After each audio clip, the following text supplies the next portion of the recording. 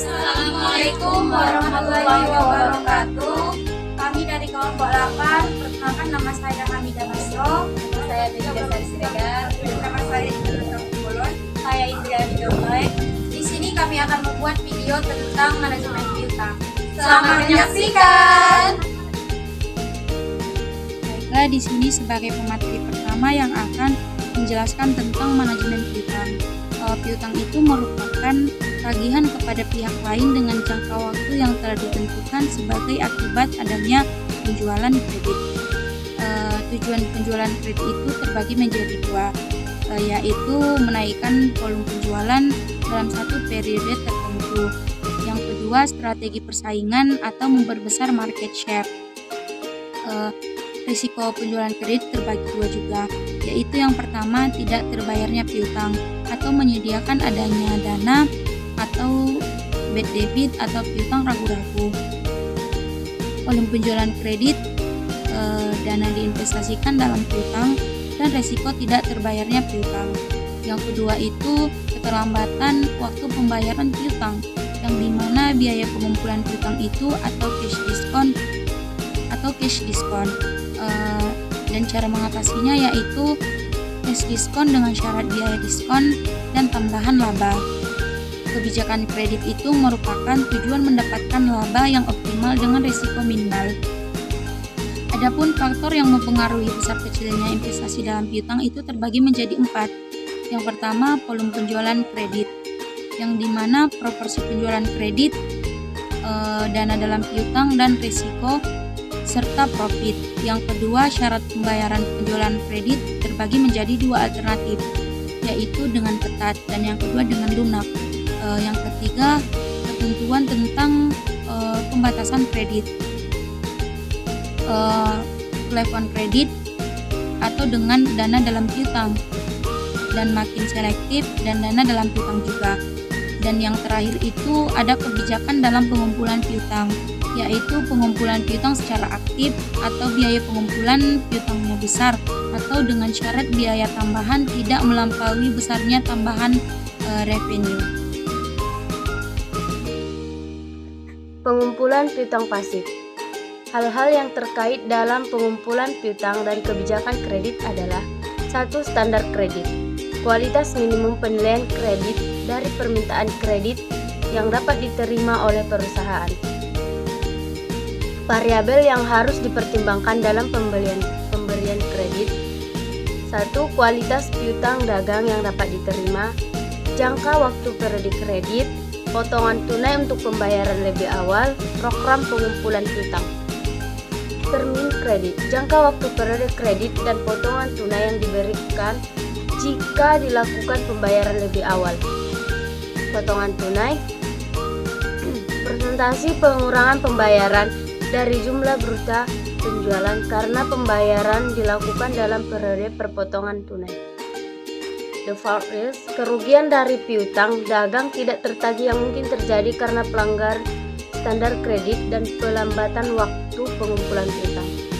5. Kebiasaan membayar para pelanggan, kebiasaan untuk membayar dengan menggunakan kesempatan mendapatkan cash discount atau tidak menggunakan kesempatan tersebut. Untuk menyeleksi para pelangganan yang akan dikredit dan berapa jumlah yang harus diberikan. Hal ini berhubungan pula dengan 1. Kebiasaan langganan dalam membayar kembali, 2. Kemungkinan langganan tidak membayar, 3. Rata-rata jangka waktu pembayaran. Penilaian terhadap calon pembeli atau resiko kredit dengan memperhatikan 5C. 1. Karakter, menyangkut kejujuran, tanggung jawab dalam memenuhi kewajiban. 2. Capacity, kemampuan untuk membayar hutangnya dilihat dari aktiva dan jumlah hutang. 3. Kapital, dilihat dari jumlah sendiri yang dimiliki perusahaan dari suatu periode. 4. Collateral, jaminan dalam pengambilan kredit. 5. Conditions, kondisi perekonomian secara umum. Baiklah, di sini saya akan melanjutkan materi selanjutnya, yaitu tentang langkah penyaringan pelanggan. Adapun langkah penyaringan pelanggan yaitu ada 4. Yang pertama, penentuan besarnya risiko yang akan ditanggung oleh perusahaan. Yang kedua yaitu penyelidikan tentang kemampuan perusahaan untuk memenuhi kewajibannya. Yang ketiga yaitu mengadakan klasifikasi dari langganan berdasarkan risiko pembayaran. Yang keempat yaitu mengadakan seleksi dari para pelangganan. Yaitu selanjutnya soliditas. Soliditas yaitu tingkat kepercayaan pihak luar terhadap suatu perusahaan. Adapun soliditas dibagi menjadi 3. Yang pertama yaitu soliditas komersil, yang mana ditunjukkan untuk kebiasaan ataupun kejujuran perusahaan dalam kewajibannya pada pihak tertentu. Yang kedua yaitu tentang soliditas finansial, yang mana soliditas finansial ini jumlah mal kerja yang dimiliki perusahaan. Yang keempat yaitu soliditas moral, yang mana soliditas moral ini yaitu tentang sifat dan moral dari pimpinannya ataupun dari pimpinan perusahaan tersebut. Selanjutnya yaitu perputaran piutang. Perputaran piutang yaitu merupakan periode waktu terikatnya dana pada piutang, yang mana rumusnya yaitu receivable turnover sama dengan net credit sales dibagi average receivable, yang mana hari rata-rata pengumpulannya yaitu sama dengan 360 hari.